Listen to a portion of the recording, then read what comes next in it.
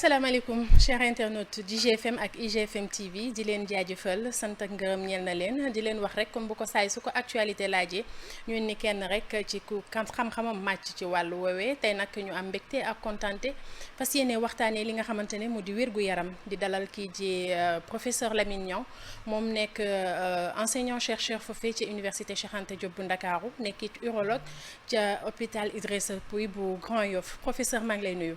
maa ngi lay nuyu Hawa maa ngi nuyu auditeur IGFM yëpp.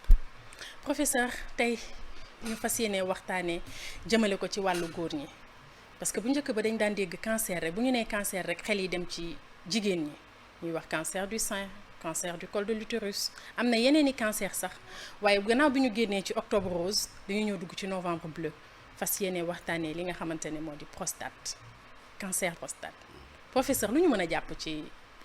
xam nga li nga wax rek après octobre rose xam nga octobre rose dañ ko jagleel canceru jigéen ñi octobre rose nag dafa law vraiment c'est ñëpp a ci wax su octobre ñëwee presque 1er octobre ba 31 octobre ñëpp a ciy wax médias yi waxtaan yi yëpp octobre rose la mais après octobre rose dafa am li ñuy wax novembre bleu nag li ñu ko dañ ko jagleel canceru góor ñi. cancer ni mu amee ci jigéen noonu la amee ci góor te mën naa wax sax am na ay cancer yi nga xam ne dañu bëri ci góor dinañ ci ñëwaat mooy cancer prostate mais suñu wax canceru góor mooy xam nga am na ay cancer day dal góor parce que di dal jigéen parce que dañu am ay organes en commun organes yi nga xam ne dafa nekk ci góor nekk ci jigéen te xam nga organe bu nekk mën na am cancer mais suñu nee canceru masculin canceru góor nag cancer prostate moo gën a bëri dinañ ci waxtaan mooy cancer aussi testicule mooy donj yi nekk ci xuur yi mën na am cancer ak cancer de la verge boobu aussi cancer mais boobu moo gën a rare mais mooy ñett cancer yi nga xam ne góor rek lay dal parce que góor rek ñoo am organes yooyu balaa ngay ñëw ci cancer yi gën a fës bi nga wax léegi cancer de la verge boobu ci mooy fan la nekk cancer ci awra bi ci awra góor fi muy séyee foofu lay nekk day nekk genre donj bon à peu près ay 5 cas par an lañ ci am au Sénégal donc bëriwul mais quand même am na li may wax li indi souvent cancer col de l'utérus mooy papillomavirus moom aussi mooy responsable cancer de la verge mooy cancer bi nekk ci awra góor. d'accord waa gannaaw boobee rek comme góor bëri na cancer lenn yenn ñi yan lañ ci gën a mën a jàpp ne yi nga wax ak yi gën a def loraange. waaw li gën a def loraange nag cancer bi ñu gën a xam mooy cancer prostate parce que suñu xoolee c'est vrai cancer yu jigéen yi peut-être moo gën a bëri mais tuuti mais cancer prostate cancer bi nga xam ne moo gën a bëri ci góor mais en certain âge yenn âge yi cancer prostate en général ñu ngi koy commencer nemmeeku à partir de 45 ans 45 ans foofu la ñuy commencer di nemmeeku cancer prostate parce que c'est exceptionnel mu am avant période boobu te suñu xayma ñun def nañu ay xayma à peu près junni nit au Sénégal dina am cancer prostate ci at bu nekk te soo xoolee mooy presque 3e cancer suñu xoolee cancer yi dal ñëpp góor ak jigéen cancer prostate mooy ñetteel bi suñu waxee cancer du sein ak cancer du col de l'utérus cancer prostate lañu teg et puis même loolu léegi cancer prostate mu ngi koy dab parce que xam nga puisque li ñuy wax âge plus nit ñi di gën a am espérance de vie plus cancer bi di gën a bëri. cancer prostate naka lay manifesté wu. dama yàgg di wax cancer prostate bu ñu xaar ba mu manifesté wu. foofu la dépistage bi amee solo parce que cancer prostate souvent soo xaaree ba muy manifesté wu souvent c'est trop tard. muy cancer yëpp daanaka sax muy cancer yëpp mais aussi cancer prostate xam nga cancer prostate fu mu nekk dafa xaw a sori dafa xaw a c'est un peu éloigné. loolu moo tax nag soo xaaree ba am ay signes c'est souvent trop tard mais signes yi ñuy gën a gis mooy problème urinaire mais xam nga problème urinaire am na beneen feebar. ñuy wax adénome de la prostate ci la ñuy gën a gis problème urinaire. mais pour cancer prostate rek ñun li ñuy ñaax góor ñi c'est que à partir de 45 ans ñu jëm gis urologue wala médecin généraliste pour ñu def dépistage boobu parce que bu ñu xaar ba cancer bi am. parce que bu ñu xaaree mu commencé def signe rek ça veut dire que c'est trop tard. ça veut dire que c'est trop tard xam nga prostate dafa am ñaari partie am na benn partie bi nga xam ne saw bi fu muy jaar foofu la nekk ak beneen partie ci périphérie bi la nekk. donc partie bi xam ne dafa jege saw mi boobu adénome mooy li ñuy wax hypertrophie bénigne foofu lay commencer mais cancer bi nag du commencer foofu donc soo xaaree ba mu àgg foofu c'est souvent un peu tard. sori na donc foog dépistage bi am solo góor ñi ñuy dem dépister wu. loo ñun daal loolu la ñuy ñaax dépistage bi moo gën a am solo parce que cancer bi nga xam ne gis nañ ni dafa bëri fii xam nga 1000 cas et puis dafa bëri ci góor ñi. te mi ngi def loraange. mi ngi def loraange parce que études yi dañu wone ne cancer prostate sax ci nit ku ñuul lay gën a agressif. lu tax loolu wax nañu lu bëri ay am na ay facteurs yi ñuy wax facteurs raciaux wala facteurs familiaux. tout est mais c'est pour dire quand même l'importance ñun de dépistage du cancer bi balaa muy ak yenn stades yi. cancer prostate professeur ñi ngi wax góor ñi nañ jóg dépister wu ji xool ndax am na wala amul wala fagaru moo gën faju comme niñ koy waxee. mais malheureusement xam nga loolu mooy problème góor en général du dem gis médecin tant que amul lu mu yëg ci yaramam.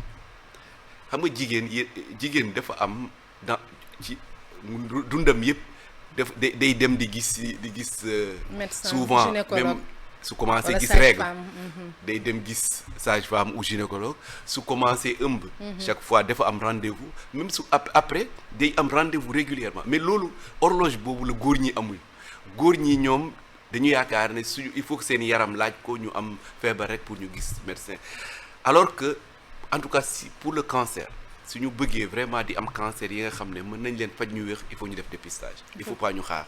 balaa ñu yegg ci prostate nagam prostate 45 ans risque bi foofu la yan la ñu mën a fàggandikoo balaa ngay am 45 ans ci góor.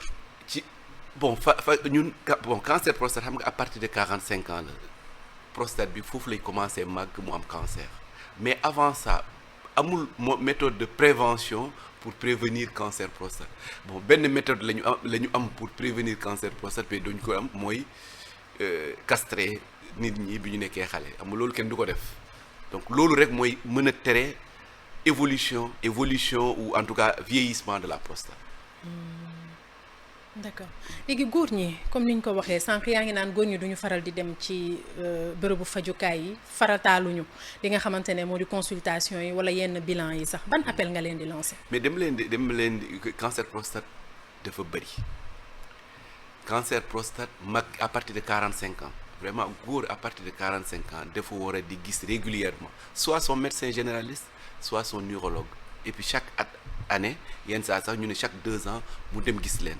foofu rek la ñu mën a diagnostiquer parce que su ñuy wax dépistage c'est pour que soo gisee cancer nga mën ko faj mu wér mais soo xaaree ba cancer bi manifesté wu rek mënuñu ko faj mu wér dañuy ralentir évolution bi rek te faju cancer prostate peut-être di ci ñëw lu cher la comme cancer yëpp sax surtout bu prostate xam nga cancer yëpp yaa ngi wax cancer yëpp mais xam nga grâce à cancer yu jigéen yi léegi chimiothérapie bi c'est devenu la chimiothérapie est prise en charge par l'État. C'est gratuit pour les patients.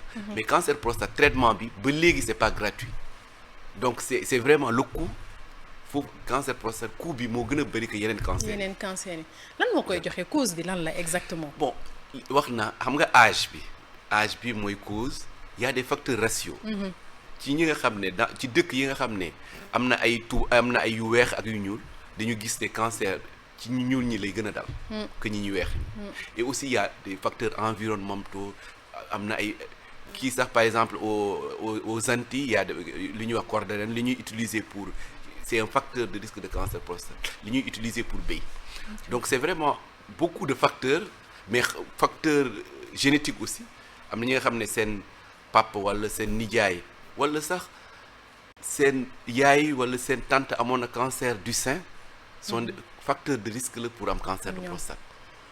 donc noonu lañ koy mën a. waaw loolu mooy facteur de risque yi. nan la ñuy def pour éviter ko. mënuñ ci éviter mais mën nañ def diagnostic précoce. mooy à partir de 45 ans di gis médecin yi. naka la góor mën a def ba mu am li nga xamante ne li ñuy woowee une bonne santé sexuelle. une bonne santé sexuelle c'est avant tout une bonne hygiène de vie li ñuy wax hygiène de vie xam nga suñu waxee hygiène de vie c'est l'âge c'est lekk lu baax di def surtout activité sportive. Parce que activité sportive li nga xam ne day joxe une bonne activité sexuelle du ma ci dugg mais am na sax ay études yu wone ne que une bonne activité sexuelle prévient le cancer de la prostate. ku am ak bonne activité sexuelle day wàññi risque cancer prostate. Donc activité sexuelle lu am solo la dans ci góor pour nag préserver ko il faut une bonne hygiène de vie. D'accord ci hygiène de vie boobee la ñuy wax li nga xamante ne moom dañuy koy faral di gis mooy gingembre bi ak petit cola bi góor yi fas yi li ñu koy jëfandikoo bëri na man gàllankoor la leen mën a indil wala la man su ma à chaque fois su ma gisee góor damay naan ay gingembre da nga koy naan même su fekkee ay petit cola yooyu yi ñuy wax c'est prouvé hein. C'est des vasodilatateurs xam nga pour nga mën sëy bu baax il faut que sidit yi dilaté wu yaatu te médicament kii yooyu aliments yooyu day tax mu am vasodilatation day waral aussi avoir une bonne érection. donc lu baax la amul benn gàllankoor parce que c'est naturel.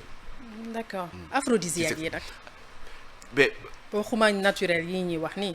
mais yeneen yi man nag loolu dama koy moytu parce que xawma composition bi. xam nga pour nga xam kii gingembre bi c'est du gingembre on connaît les produits. mais yi nga xam ne ay cocktail ay kii xaw ma ko te du ma ko conseiller. am na ay benn cocktail bi nga xam ne bon je ne dis pas Côte d'Ivoire lay jógee. du ma wax tur bi. analyser nañ ko ñu fekk fa li ñuy wax Viagra donc cocktail la ñu def ci ay médicaments yi nga xam ne mooy yooyu médicaments la ñuy utiliser pour faj góor yi am problème sexuel donc ce n'est plus physiologique. donc ñu moytu lépp lu nga xamante ne du naturel. waaye lu ñu moytu suñu naree ñu jël ay médicaments garabu tubaab nga xam ne yooyu dañ leen étudier xool li ñuy def ci yaram bi xool effets secondaires yi balaa ñu koy def sur le marché mais ñi nga xam ne dañuy concocter seen kii di ko jaay loolu moom je ne conseille pas. Parce que mën na indi yeneen yeneen problème sanitaire. Mais professeur est-ce que communication bi mi ngi jàll bu baax ci wàllum li nga xamante ne moo di cancer bu yelu góor ñi li nga wax lu am solo xam nga communication su ñuy wone ne communication octobre rose ak novembre bleu c'est comme stade bu fees octobre rose et aucun spectateur novembre bleu ñun nag association sénégalaise d'urologie loolu la ñu bëgg a renverser parce que quand même c'est 2 ans 3 ans ñu ngi ci communiquer même ren am na communication yu bari yi ñu def ci médias yi partout dinañu sax organiser probablement mardi prochain des consultations gratuites dans tous les grands hôpitaux du Sénégal.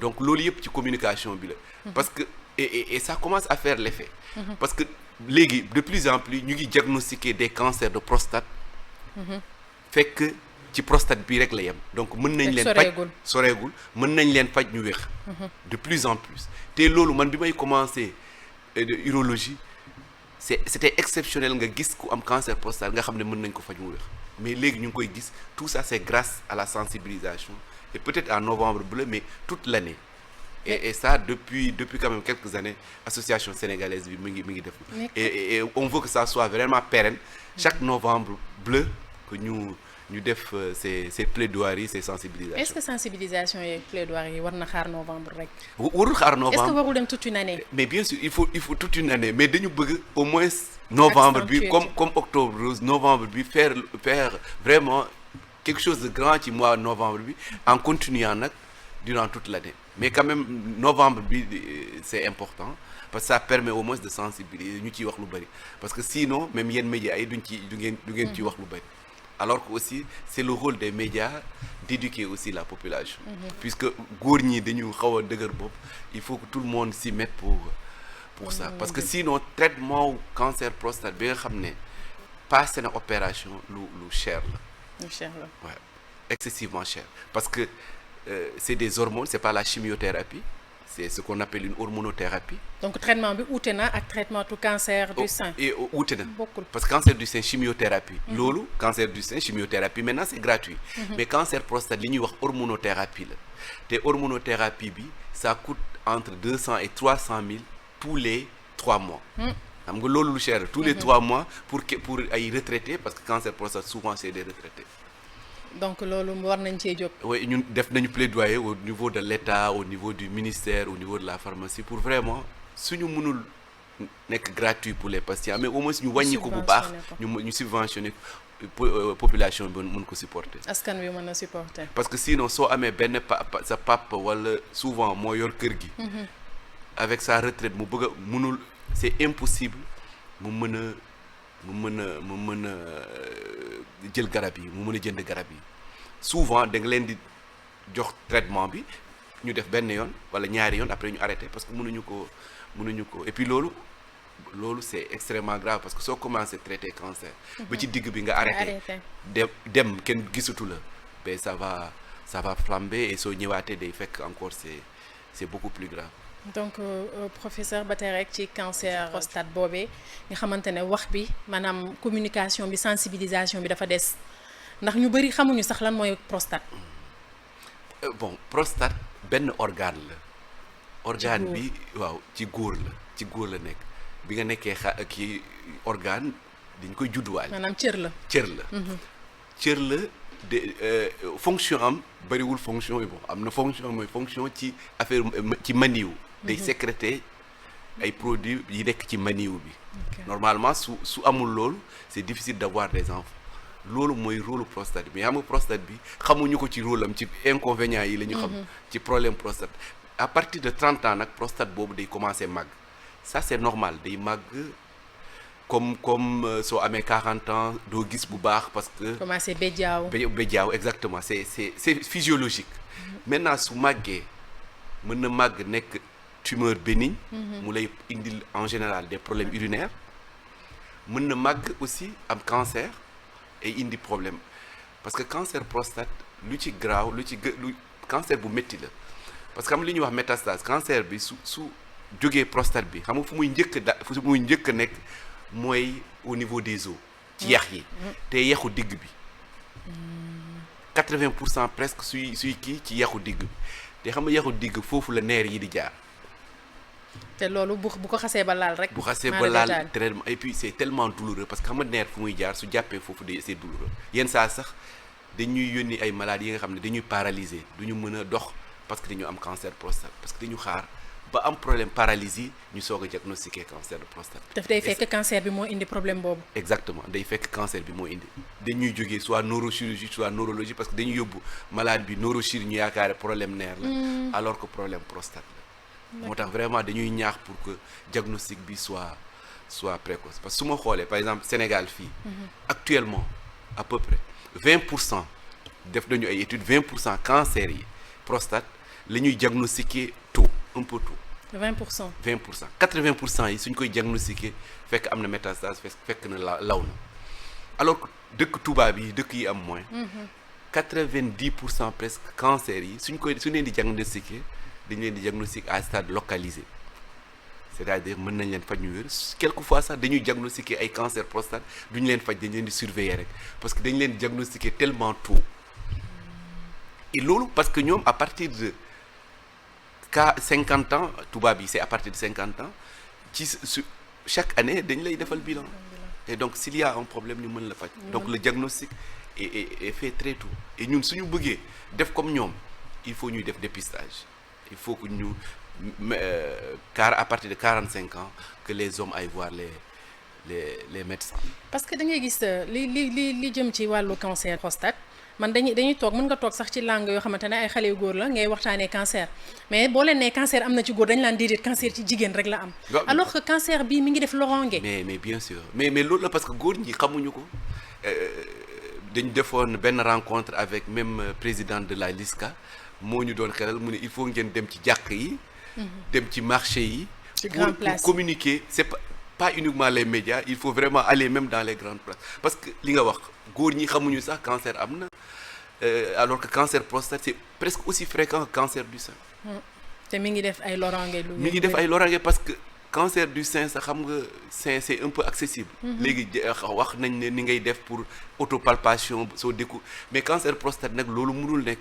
palpation bi c'est fait seulement par des médecins ou par des urologues donc il faut que vraiment que góor ñi à partir de 45 ans mu mën a dem gis médecin ou gis urologue ou gis médecin généraliste. te amul dara lu ñu mën a def pour moytundi ko. xamaguma ko amul sincèrement xaw ma moytu bi man pour man c'est aller faire le dépistage. Mais yàpp amul c'est comme tous les cancers ah. Cancer ay facteurs étiologiques rek la am. Mais amul li nga xam ne soo defee lii doo am cancer loolu de gisuñu ko. te leen tamit ñu bàyyi làqatu bi. parce que ñu bëri dañuy am cancer mais en fait c'est pas une maladie honteuse comme ni ma ko faral di wax. mais ñu bëri bu ñu xasee ba am cancer rek dañuy foog ni c'est la fin du monde. mais c'est tabou et c'est pas normal xam nga li nga cancer dañ koy faj mu wér. c'est comme ku am en tout cas si c'est localisé j'allais dire que c'est comme ku am bëñ buy métti. ñu dindi bëñ bi amatul cancer prostate aussi. suñ ko teelee gis dañ koy faj mu wér et puis léegi am na chirurgie mën nañu opérer dindi prostate bi am na sax radiothérapie mën nañu def radiothérapie pour traiter cancer bi mu wér donc c'est une maladie qu'on peut guérir maintenant soo xaaree nag ba mu àgg yenn kii. parce que ñu bëri bedd bi la ñuy daw ñu bëri dañuy daw bedd bi parce que il suffit nga ne da nga cancer rek. même nit ku am cancer sax bu nee dama cancer sax gars yi beneen bët lañ koy xoolee. exactement alors que c'est pas. mais on n'est pas responsable du cancer. C'est-à-dire c'est comme si une maladie honteuse. Je peux comprendre avant. dama am infection sexuelle. transmissible du ma ci wax. parce que loolu peut-être. mais cancer yow defoo dara pour am cancer. donc soo ko amee te jombul kenn. donc soo ko amee waroo ci rus. et mën nañ ko faj aussi mu wér. même suñu mënul même am nay cancer même suñu mënul faj mu wér quand même mën nañu ralentir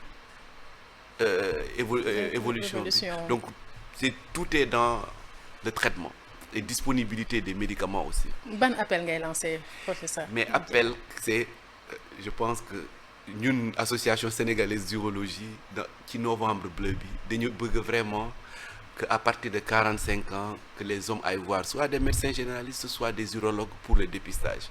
parce que suñu defee dépistage mën nañu diagnostiquer cancer prostate à des stades précoces. nga xam ne mën nañ leen faj ñu wér.